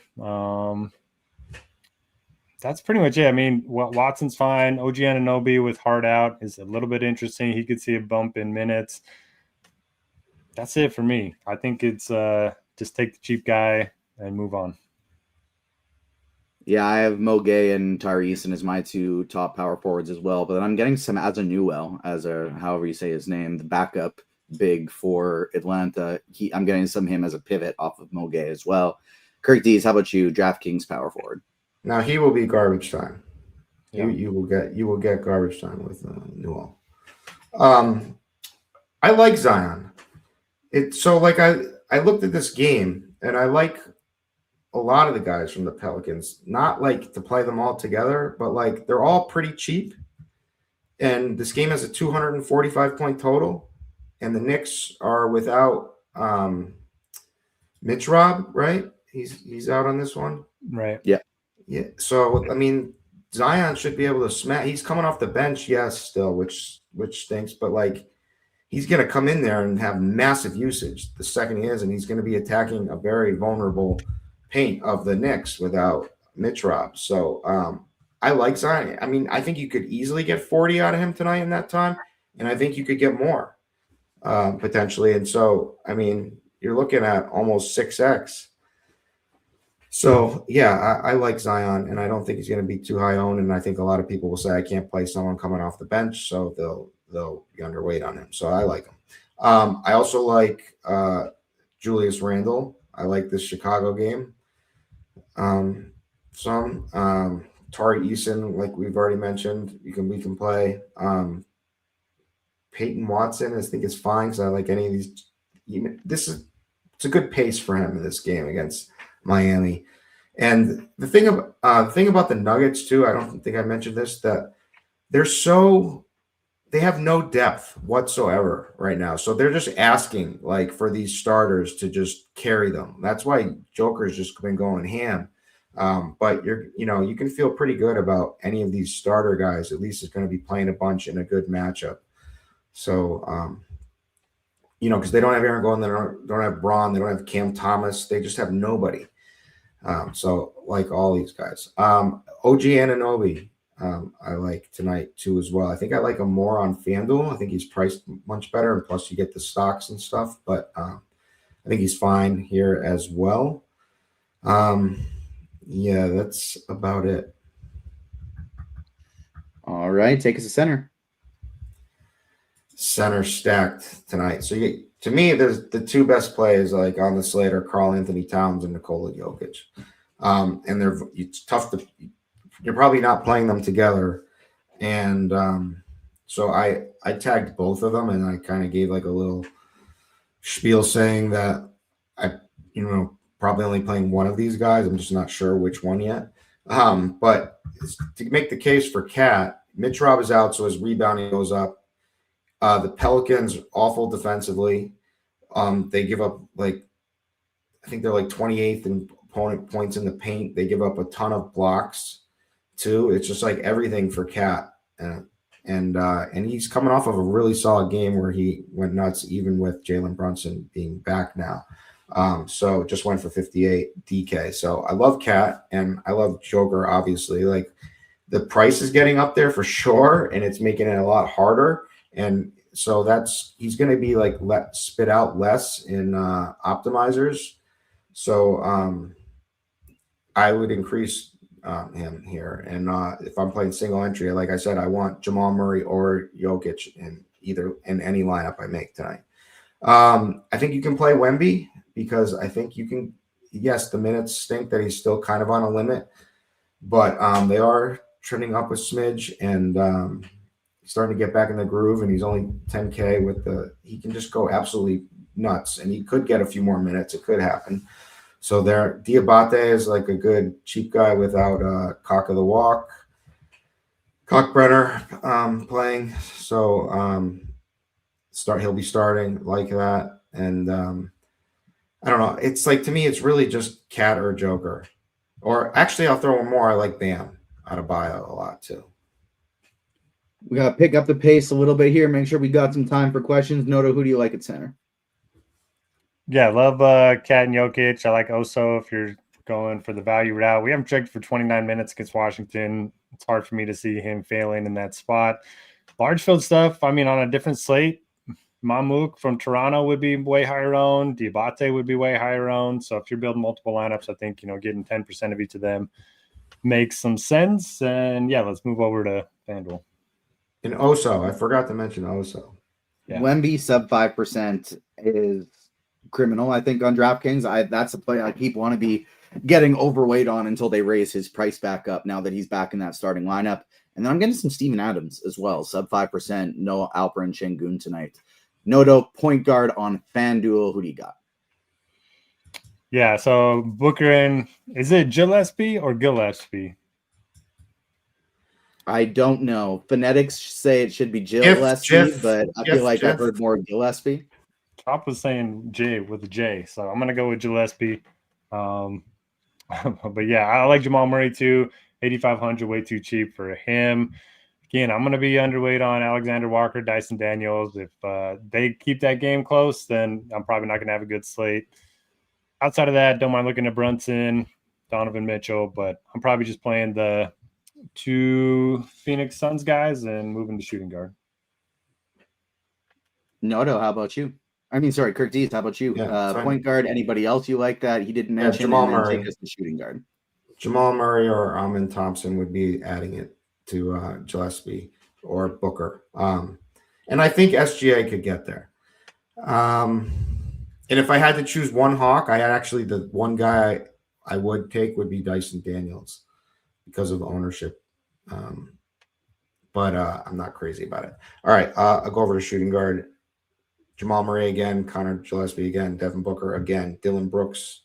I like Anthony Edwards. I like Amin Thompson. I like Donovan Mitchell. I like. This is pretty good. There's a lot of options here. So I'll let Noto take some of the leftovers.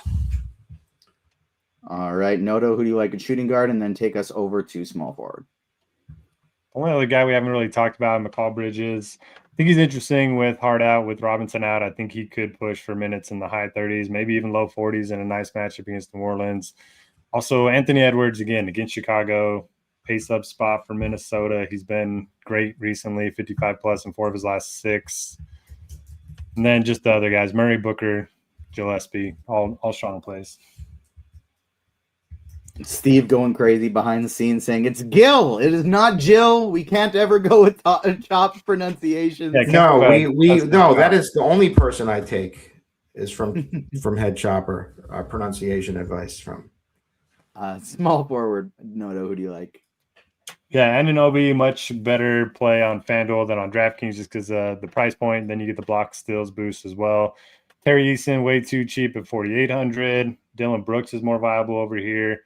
Kevin Durant, probably my favorite play on the slate next to Devin Booker. Then you got just the guys that I don't feel great about, Royce O'Neal, Risha Shea. Yeah, that's pretty much it for me. Not playing anybody from Miami, but Norman Powell's been playing pretty great recently.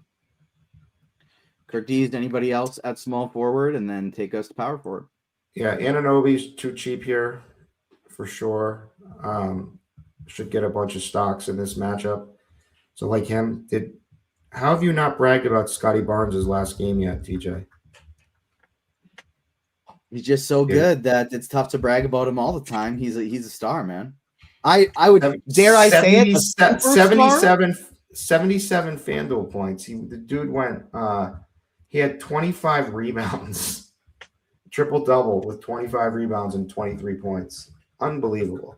So I mean, it's not a bad matchup against Orlando. Orlando's defense has been struggling without Suggs in the lineup. So, yeah, I like him. I like Anthony Edwards. I like Tari Eason. Durant is fine. Risha Shea, like him better over on DK, but there is less value probably here on FanDuel. So the price is a little higher, 4,300, but I think he's fine. And my out there play tonight is Desmond Bane. All right, power forward. Power forward. Again, this is nicer. Cat at power forward, but you can play him at power forward or center. But I love Cat tonight.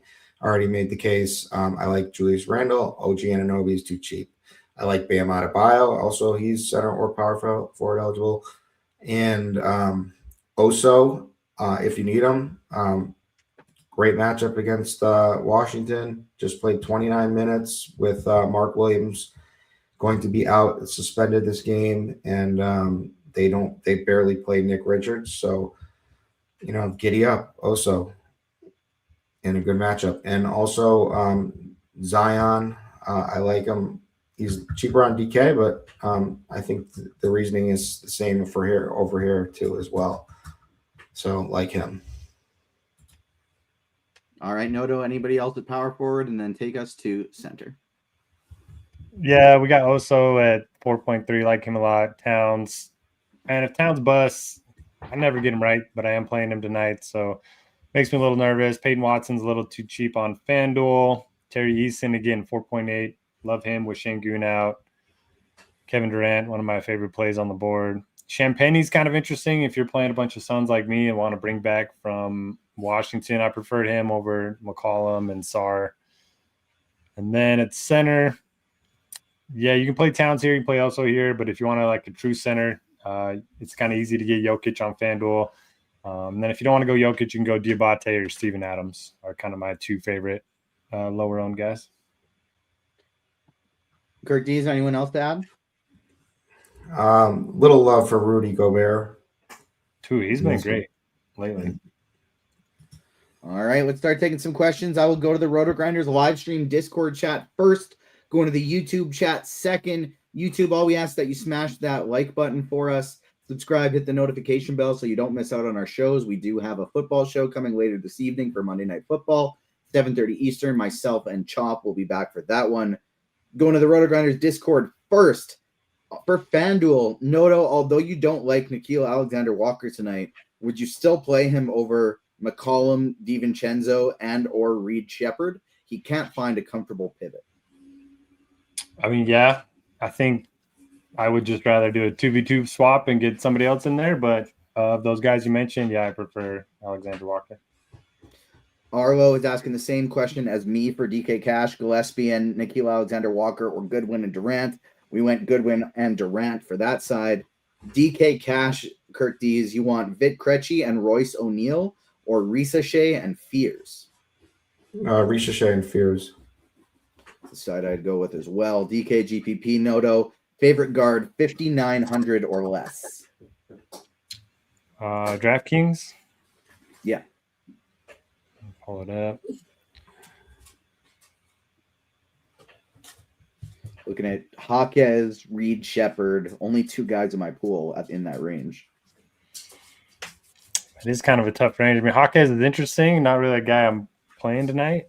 Yeah, that's tough, but I guess I would go Hawkes. Kirkdiese, what do you think about playing Jokic in FanDuel Cash? Yeah. What's the argument against him? Just too expensive? It's just Towns. Maybe being the better for his salary, but let's see. I mean, I'm not going to argue against a guy who can drop 100 fantasy points tonight. Exactly. It's never really wrong to play Jokic in Cash. I feel like if AJ Mitchell ends up sitting, who do we like to take over his minutes? I don't think it's going to be one player being a main beneficiary, but you're probably looking at Kayson Wallace, Alex Caruso, Aaron Wiggins, Isaiah Joe, basically just splitting all of those minutes for Nickeil. On top of that, are you doing the Keaton brothers narrative? No, are they brothers? Yeah, they are. They're brothers. I didn't know. You might want to give the camera a smack or something. You're all blurry. Looks like you're doing a witness protection interview. Yeah. Nickeil Alexander-Walker or Jalen Williams, straight up raw points, Kirkdiese. Say it again. Nickeil Alexander-Walker or Jalen Williams?